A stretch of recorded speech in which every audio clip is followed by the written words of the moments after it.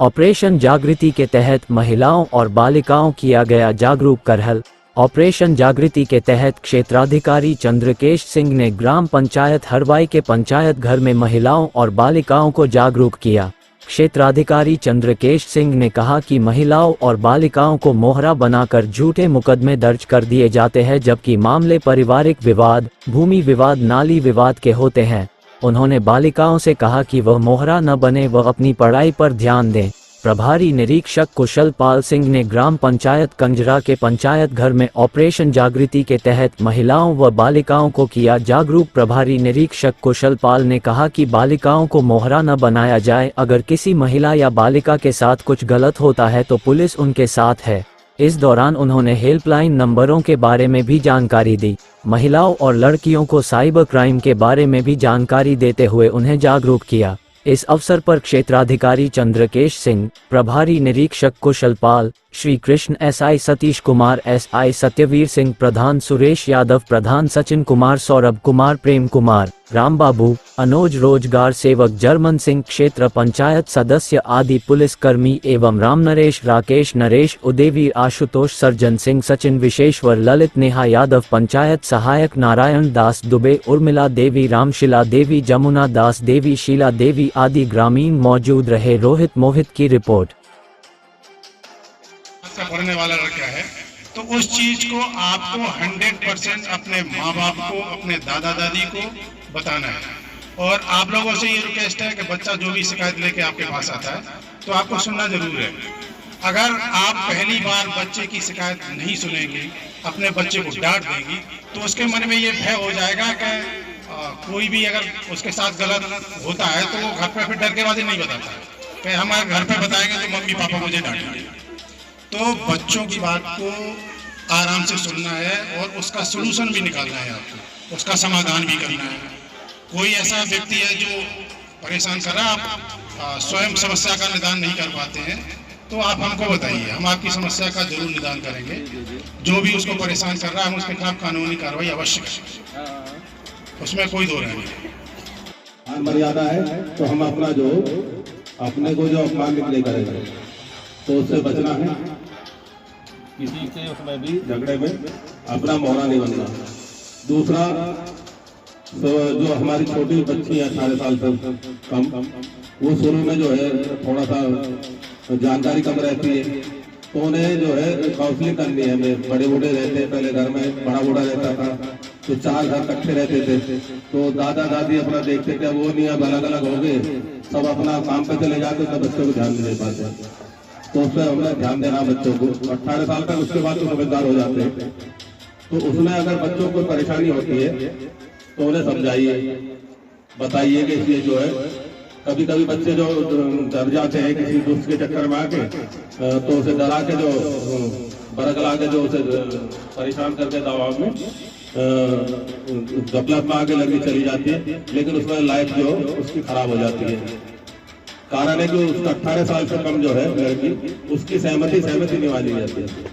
उसमें माता पिता की सहमति के बिना वो सहमति जो है उसकी सहमति वैसी रहती है जो डरा के या बहला फुसला के उस तरह से लिया जाता है। तो उसे जो अगर लड़कियों को इस तरह का कोई है तो उससे बचे। तो रास्ते में कुछ परेशान करता आता जाता है जाते समय, तो उस बात को छुपाए ना, अपनी माँ को बताएं, माँ को नहीं बता रहे अध्यापक को बताएं, ताकि उसका इलाज किया जा सके। जैन से फोटो बना ले, फिर आपको फोन करेंगे कि आपका जो है ये मेरे से बात की, ये की, और ये फोटो मैं उस पर डाल दूंगी, ये कर दूंगी, ये दो इतना देते हो। फिर मतलब दबाव में आदमी शर्म की वजह से चर्चा नहीं करता हो और उसे वो अपना लेते रहते। इसी तरह महिलाओं के साथ करते हैं। वो जैन से उन्हें बात की, उसने लड़की का फोटो गया, उसे एडिट करके अपनी मर्जी जैसा फोटो बना लिया कि मैं अब ये फोटो डाल दूंगा। वो महिला और लड़की हमारी घर में जिक्र नहीं करेगी और अपना परेशान रहेगी, और उसमें परेशान होते होते कहाँ तक चली जाती है, आत्महत्या तक कर लेती है। तो उस चीज से हमें बचना, सावधानी से रहना है, किसी के मतलब उसमें नहीं आना। ये 4 पॉइंट है और दरवाजे बताएंगे डिटेल में। के अंदर बैठती है, वहीं शॉपिंग होती है, साड़ी दिखाने वाले होते हैं, साड़ी बेचने वाले घर की दालान तक चले जाते हैं, वहाँ जाके बेचते हैं। वो देखते रहते हैं कहाँ से जो महिला निकली है पैसा लेके, किस कमरे से निकली है, किसी कमरे में पैसा रखते हैं, ये सब करते हैं, जानकारी रखते हैं, फिर एक दिन घटना को अंजाम देकर चले जाते हैं। कैमरा होता है तो उससे जानकारी होती है कि पिछले 7 दिनों में कौन कौन आया था, कौन क्या बेचने आया था, किस गाड़ी से आया था, उसका चेहरा कम से कम मालूम चल जाता है, उनसे पूछताछ होती है। दूसरा, अगर व्यक्ति को जानकारी है ना कैमरा लगा हुआ है तो वो चोरी की हिम्मत ही नहीं करेगा। पहली बार SBI करहल से बोल रहा हूँ, आपका अकाउंट मेरे पास है और आपको एक विशेष सुविधा मिली है, आपका क्रेडिट कार्ड इशू हुआ है, एक लिंक आपको भेजा गया है, लिंक पे आप क्लिक करके OTP आएगा, OTP हमको बताइए तो आपको सुविधा का लाभ मिल जाएगा। ऐसा कॉल सबके पास आता है, तो हमेशा ध्यान रखें। आपका ब्रांच, आपका बैंक किसी भी ब्रांच में हो, कोई भी ब्रांच मैनेजर या बैंक का अधिकारी फ़ोन पर कोई सुविधा नहीं दे सकता, फ़ोन पर कोई चीज़ नहीं मांग सकता है। अगर कोई मांग रहा है तो मान लो फ्रॉड है, मत देना कभी भी, कहना मैं ब्रांच में आऊँगा तो ले लूँगा। आपको कोई भी credit card, debit card, ATM card या पासबुक या चेकबुक इशू होगी ना, तो वो हमेशा आपके रजिस्टर्ड एड्रेस पर आएगी।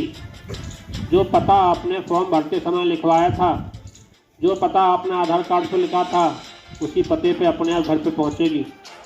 ठीक है।